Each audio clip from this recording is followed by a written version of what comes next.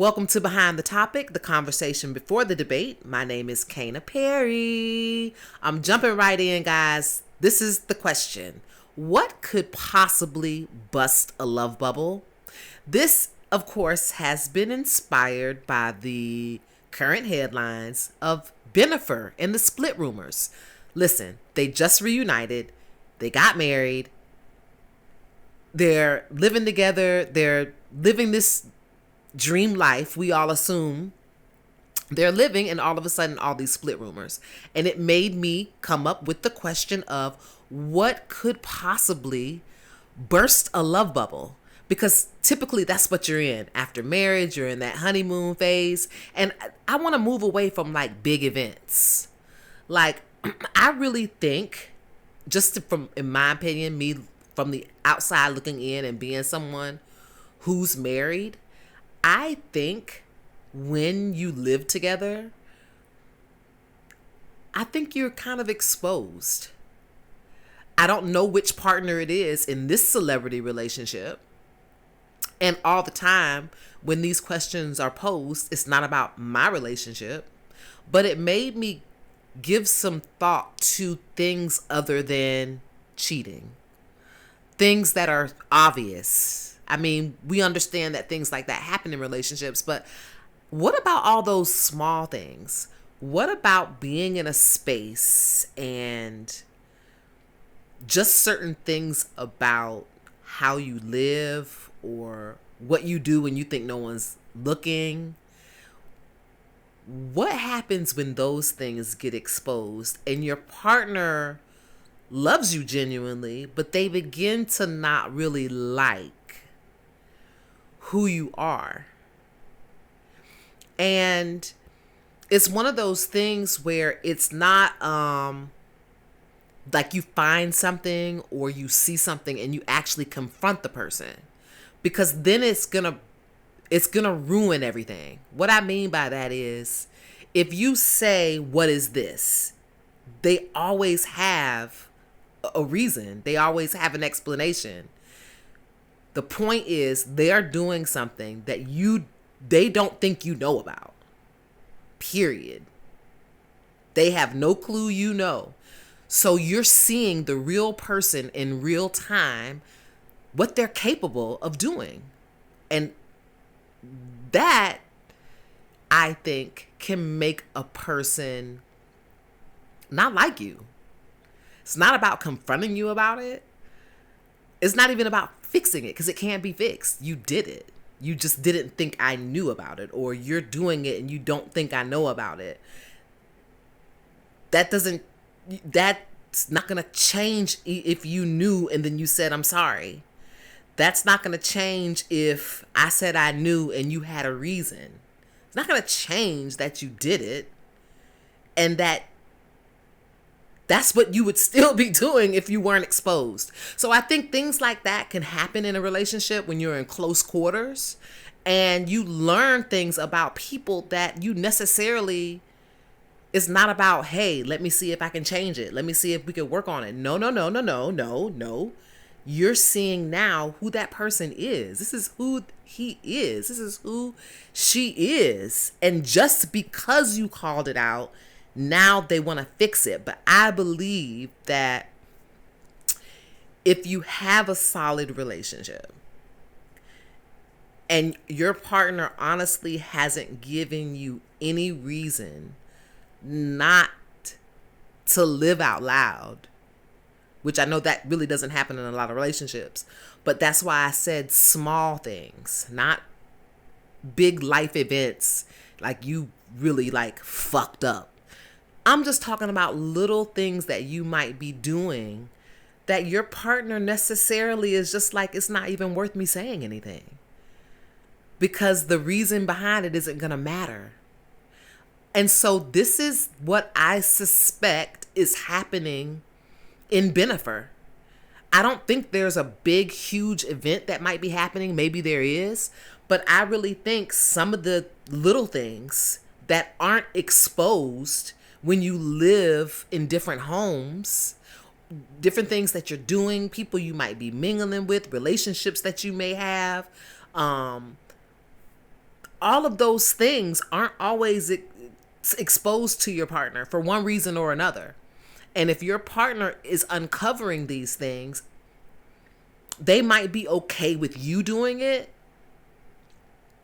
by yourself, because it's not necessarily something that you think that person that you love can change. This is what they're choosing to do. And I think you have to accept that, and then you begin just to love and not like. And that also causes like this big emotional drift. Like you just start to just care less and less and less. And I'm always one of those people that are like, oh my God, they seem so perfect. I do believe in the white picket fence still. But now I'm beginning to see how it might be just a little bit off-white. And I think that is what happens when a woman is traumatized. When you start uncovering shit like that, you lose a little bit of that twilight in your eye. You know, that thing about love and da-da-da and this and that.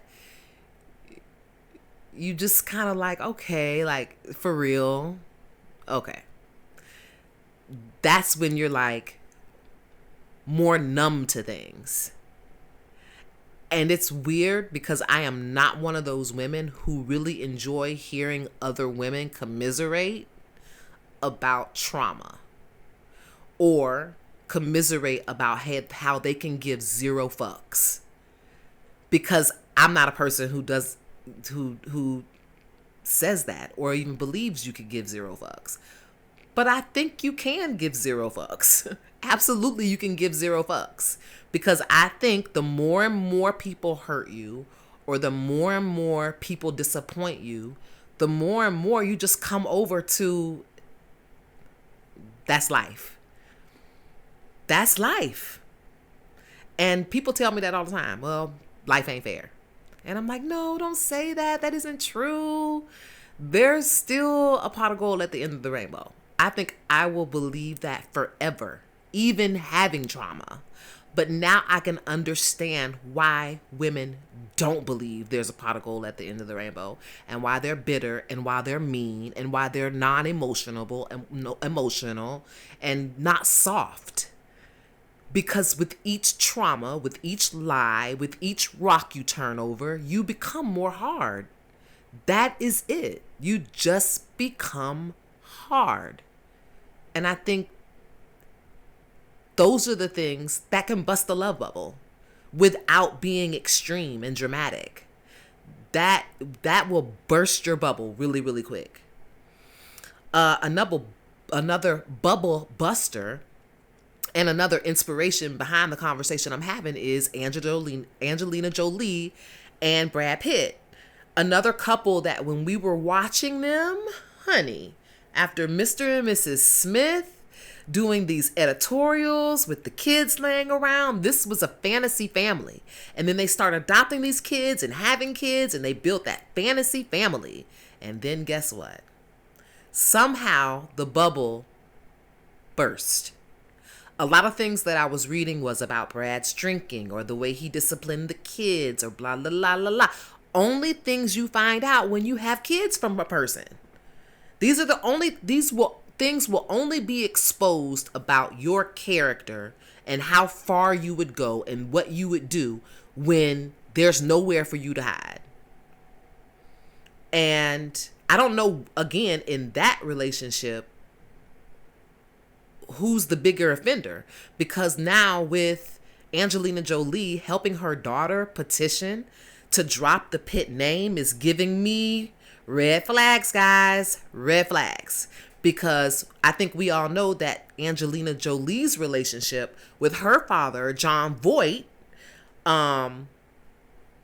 was horrible. Not that long ago. I think that they reconnected during this time that Angelina and Brad were a big thing, and they were having kids, and you know, they had a grandpa, and that thing happened. But before then, it was volatile. And now to see Jolie beside Shiloh helping her petition to drop the Pitt name is it's a bit much, and you can't help but wonder if this is a red flag of passing down that cycle of toxicity. That's probably going to be the next episode of Behind the Topic. Thanks for joining me for the conversation. What do you think about it? Chime in. I want to hear about both. What do you think could bust a love bubble? What happened to your love bubble? What happened that it busted? And I really don't want to know those big things. I want to talk about just the little things that might be going on in your relationship, or one that you know about that actually helped bust the love bubble before the actual big thing actually happened. And what do you think about a mother with a bad past with her father helping her daughter drop her father's last name? Thanks for tuning in to another episode of Behind the Topic. You can find me at Twitter at Kaynah Perry and on IG at Kaynah Perry. You can also find me on YouTube. Guys, my YouTube has everything. My celebrity interviews, my Behind the Topic, some of the best relations conversations, as well as some other stuff that I'm diving into to help us stay on top of reality TV. So there's some new things coming. I want to say thanks for tuning in again.